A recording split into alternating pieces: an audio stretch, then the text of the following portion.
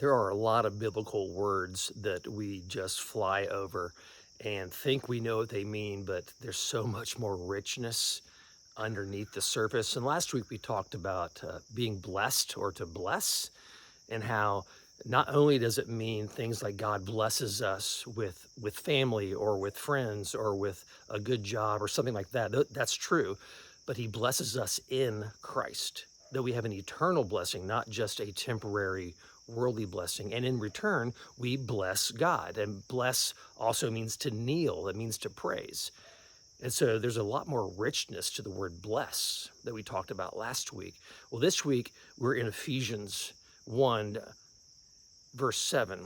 And there's a word that we gloss over so quickly, and it's redemption or redeem. That there's such richness in this word that I just want to pull out real quick and use three different stories to explain what the richness of redeem means. And so in Ephesus, there were two really big marketplaces, agoras, where people would go as a public market.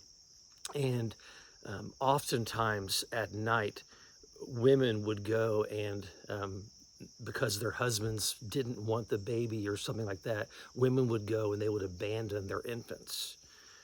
And oftentimes early in the morning, Christians would get up and they would go to the agora and listen for the sound of crying babies.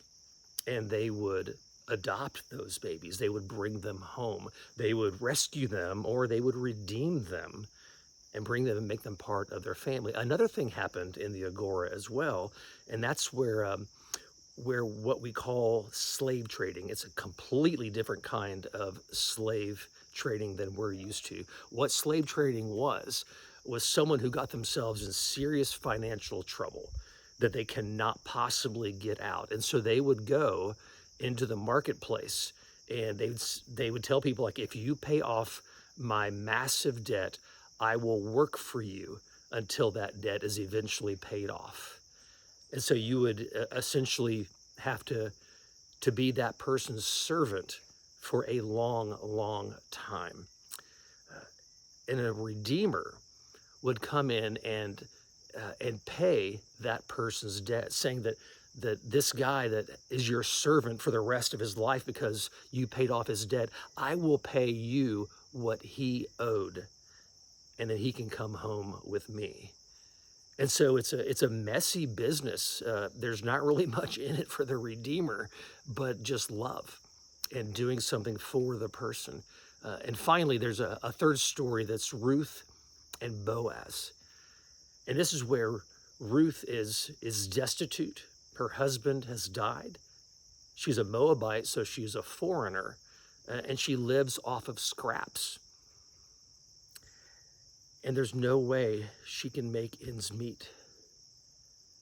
But then her kinsman redeemer, the nearest relative, comes in. Boaz, the other relative, said no, he didn't want to because it was too costly, too pricey, too messy. And Boaz comes in and says, I will be the redeemer. I will be the one that takes on the destitute woman, and didn't just set her free, did so much more. He brought her into his family. He married her and gave her an inheritance. And so that's what we have in Christ, is that he is our kinsman redeemer. And it's so much more than just rescuing us. It is that, but it's so much more. It's not like the action movies where he comes in with guns a-blazing and rescues us from the bad hostage takers.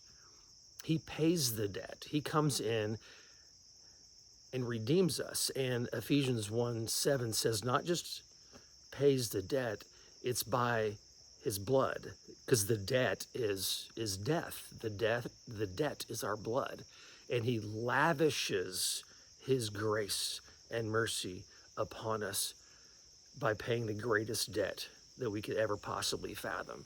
So just think about that, of whenever you've been in trouble and had a sticky situation where you really had to have someone come and rescue you out, and how much love and mercy and grace that took, and how much hope and freedom that brings you. Multiply that infinitely, and that is our kinsman redeemer, Christ himself.